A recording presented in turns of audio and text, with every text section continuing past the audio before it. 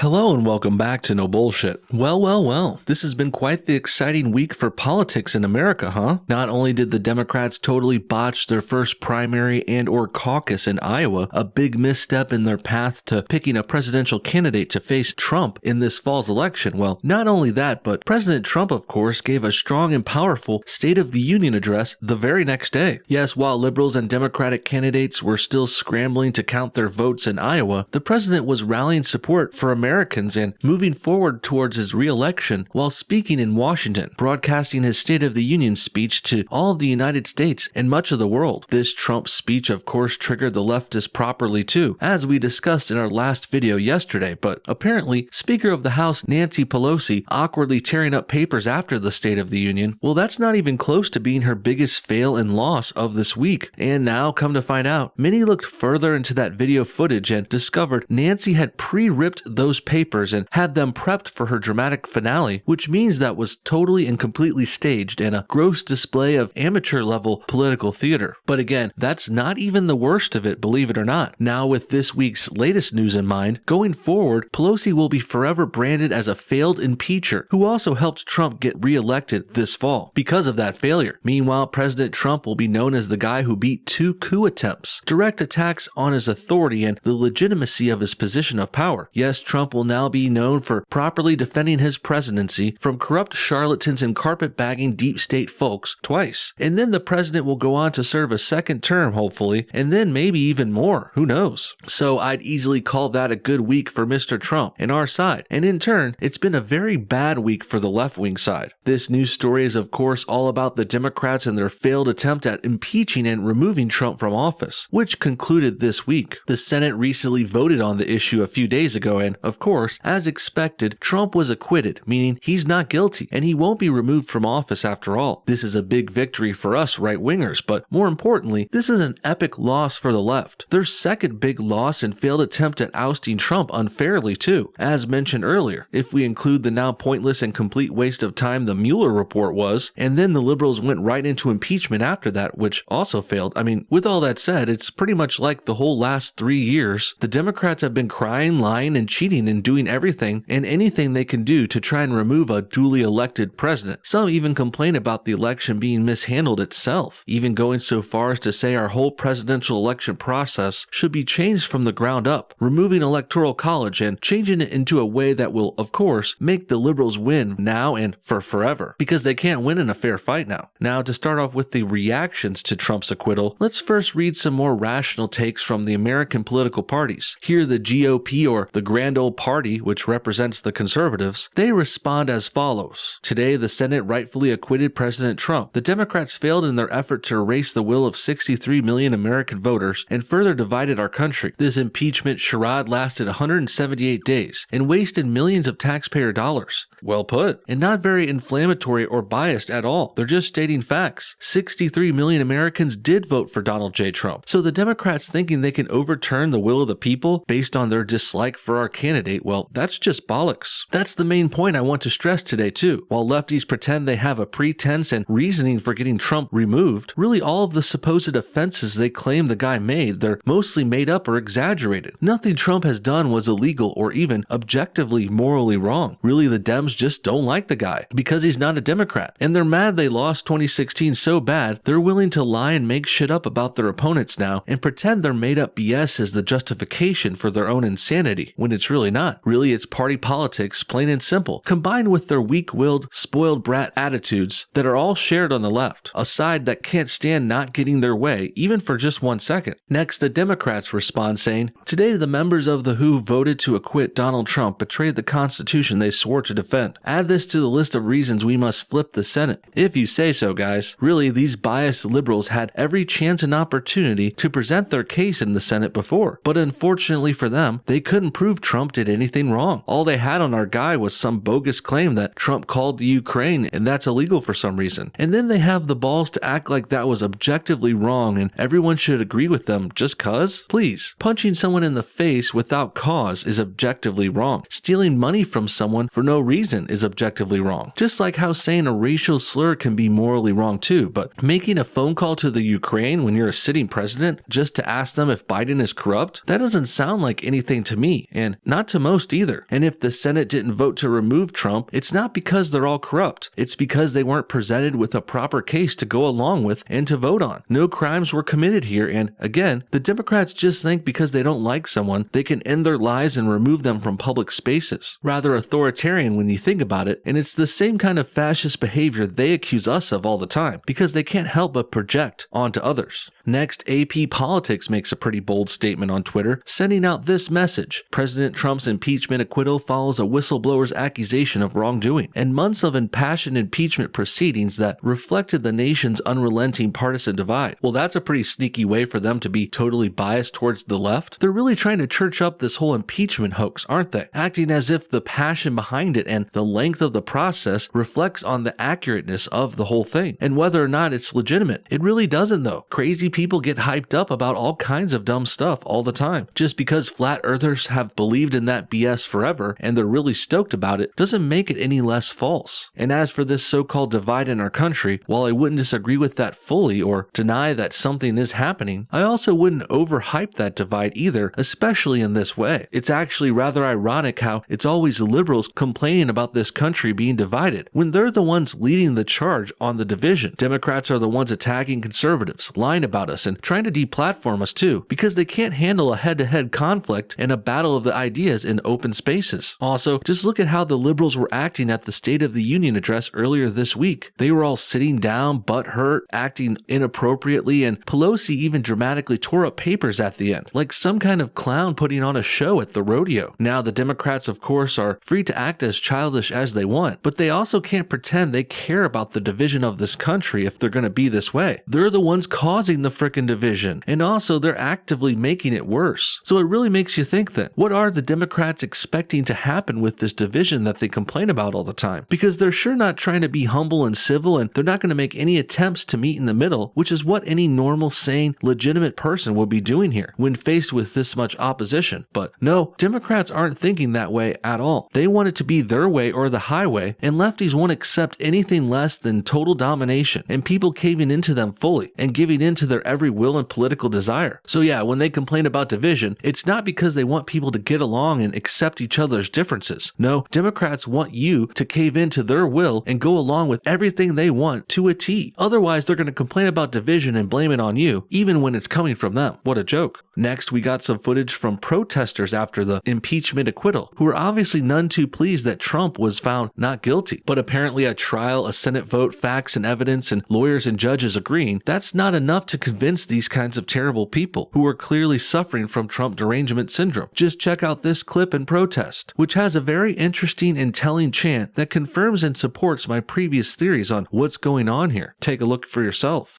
No matter what they say, no matter what they say, Donald Trump is guilty.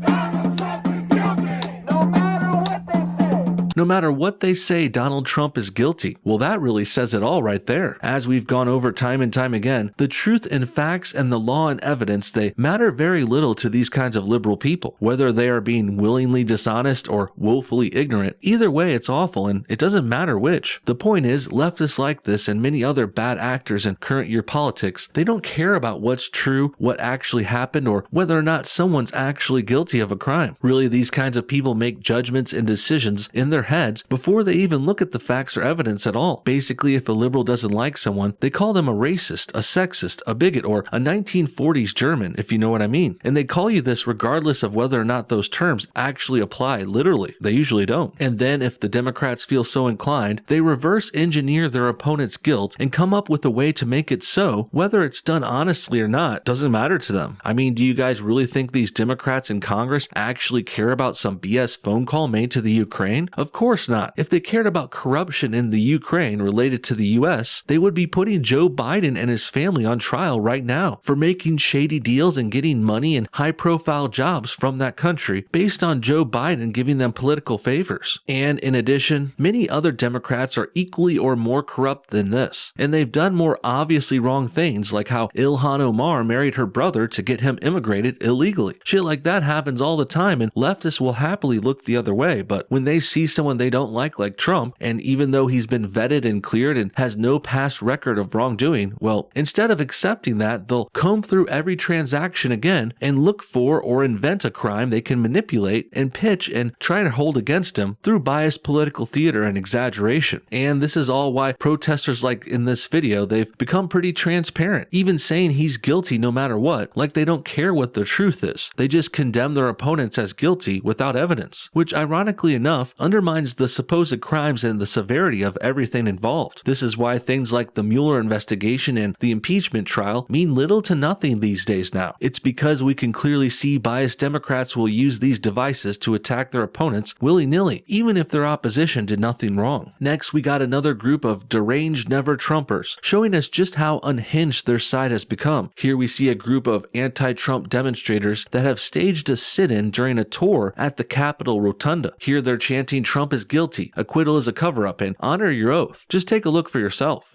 Cover up! You know this is a cover up! You know this is a cover up! You know this is a cover up! Honor your oath! Honor your oath!